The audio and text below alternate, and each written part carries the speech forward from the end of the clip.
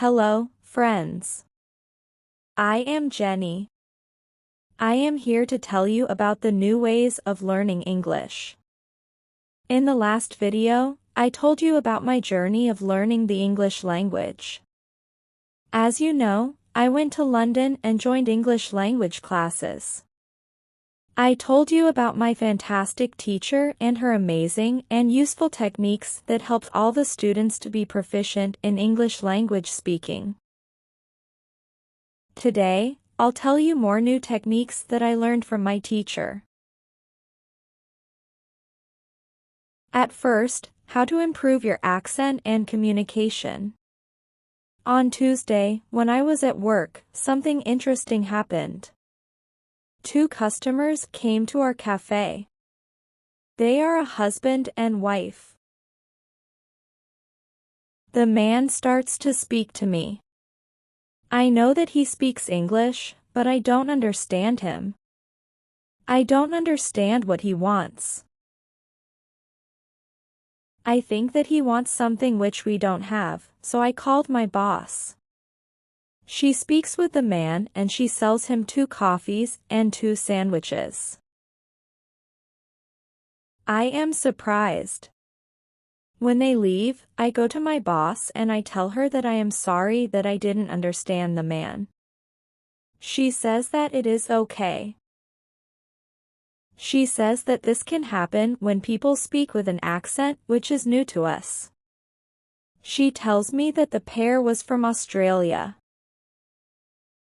The next day, I go to school and tell this story to my teacher. I told her that I felt really stupid when I didn't understand our customers. I wasn't sure that my English was good for my job. My boss was okay with it, but I still needed some help from my teacher. I wanted to know what I could do in these situations. My teacher says, I understand your point. You understand English, which people speak in London, but the Australian accent is new for you. Your ears aren't trained for the Australian accent. You need to listen more to Australian English. You need to train your ears to this accent too. Then I ask, so what can I do to understand the Australian accent? I don't live in Australia. Our teacher says, you can watch films with Australian English or you can watch situation comedies from Australia, and soon you can understand. I say, thank you, teacher. After school, I go to work again. At about 4 o'clock, 2 interesting customers came to our cafe. This time, they are not from Australia. They are foreigners. They want to buy some coffee. They are 2 late ladies, and it is clear that their English is very basic. My boss is serving them. When she hears that they don't speak English very well, she does something very interesting. She changes her English. She uses very simple sentences with only 3 or 4 words. I can see that the ladies understand her. They buy 2 coffees, 2 sandwiches, and 2 cakes. They are happy, and my boss is happy too. When the ladies leave, I tell my boss that it was very nice how she changed her English so that the 2 ladies understood her. My boss says that sometimes she has to speak in very simple English. It doesn't matter if the customer speaks English well or not. They are our customers, and we have to do everything possible for them. If they see that they can speak English here, they can come to our cafe every day. I think that our boss is a good businesswoman. She does everything possible to make our customers happy. It is true that we have a lot of customers. Our cafe is busy every day. When you want to understand people with a special accent, listen to audio like short stories. Watch movies with their accent for some time. The next day at school, I told my teacher about my experience with my boss and the two ladies who didn't speak English very well. Our teacher says, "Great. Your boss must be a very clever young lady." When students move to a higher level, which is 2,000 words, the conversations are easier and the sentences are longer. This is the level at which you are right now. You can speak about many things from your life. You can speak about your family, hobbies, job, and traveling. Sometimes you can have a problem when you want to go into a deeper conversation on some topics, but this level is usually good enough for everyday use of English. If you want to be able to have a deeper conversation on many topics, it is good to know 3,000 words. It is a good goal for English students. Of course, you can learn more than 3,000 words. With more words, it is easier for you to communicate in English. But 3,000 words is usually enough for communicating in English about almost everything. I think that the two ladies at your cafe knew about 1,000 words. Your boss went to their level and she had a basic conversation with them. After school, I go to work. The two women came to our cafe again. They also bring two of their friends. It is my turn to serve them. I speak to them in simple short sentences. They understand me. This is great. They tell me that they are tourists from China. They tell me that they like our cafe because people understand them here. On Thursday, I went to school again. Our teacher asked us about the Thursday school party. One student said that the party was great. We had a lot of drinks and a lot of fun. The girls and boys from our school liked the party. I liked the party a lot too because Joe was there. I could talk to him and we danced together. It was all very nice.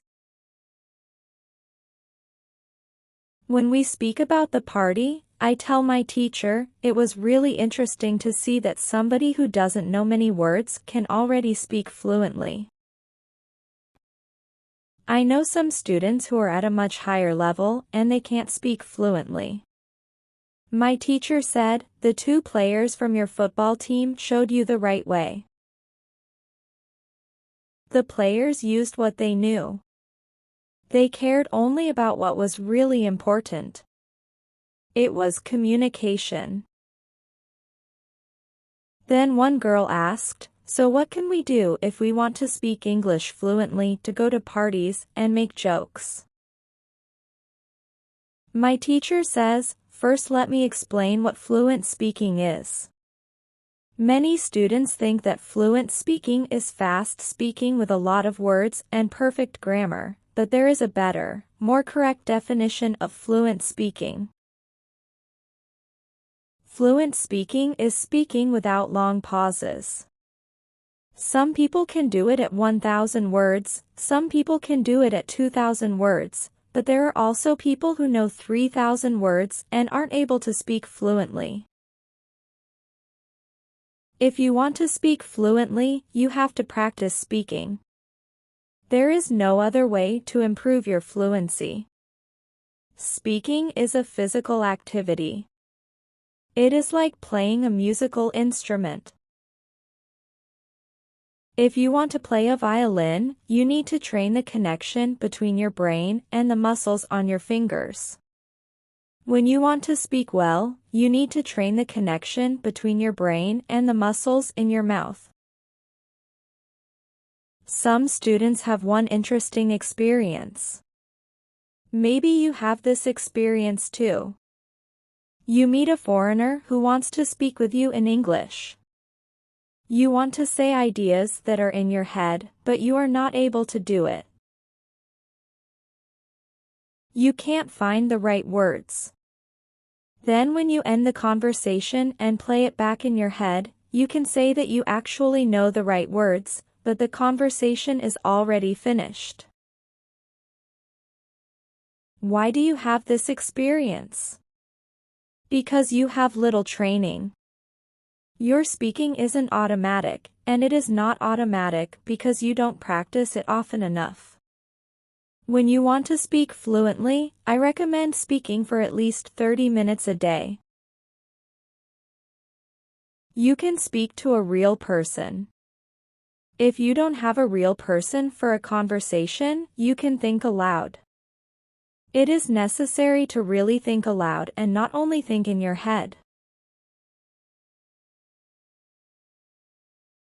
There are a lot of materials on the internet for the students. Some students can have a problem choosing the right listening materials for them.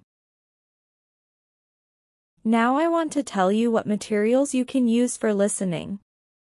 There are two types of materials which you can use for listening. You can listen to some audio or you can watch a film. These are two different types of materials. When you listen to some audio, it is good to know 95% of the words or more. If the audio has a lot of new words, read the text first if possible and look at all new words in the dictionary. When you practice listening, you practice getting information from a spoken language. You don't try to learn new words. Of course, sometimes you can learn new words, but it is not the main goal. When you listen, concentrate on getting information from spoken English.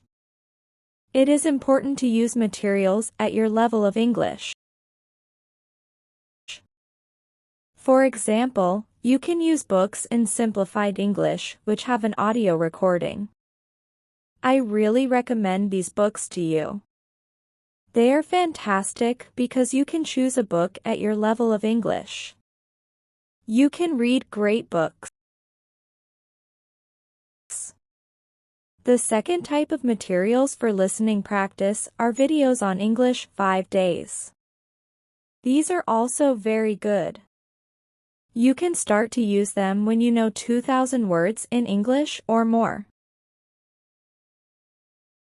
This is what you should do with a film. Watch it for the first time with subtitles so that you know the story of the film. Then watch the film without subtitles. If you like the film very much, you can watch it more than once. When you watch one film many times, with every view you can understand more. It is also good to watch videos on the internet about interesting subjects. For example, if you like stories, you can watch short stories. You can also watch reality shows. Reality shows are much easier to understand than films or documentaries because the structure of the show is usually the same. It is necessary to have at least 30 minutes of listening every day. When you listen to English materials, always look at what you already understand. It can be only 10% at the beginning. It is better than 0%. Continue to listen, and soon it can be 20 or 30%. Always look at what you already know. Be happy for every new sentence which you understand. Does this information help you? Yes, says all the students. Thank you. The listening topic is very interesting for me. Now I know what to do when I want to be better at listening. So if you want to speak fluently, speak for 30 minutes every day. Do each activity for 30 minutes every day. The voiceover in this video is given by Ramim Hosain. Copying or re-uploading is totally forbidden.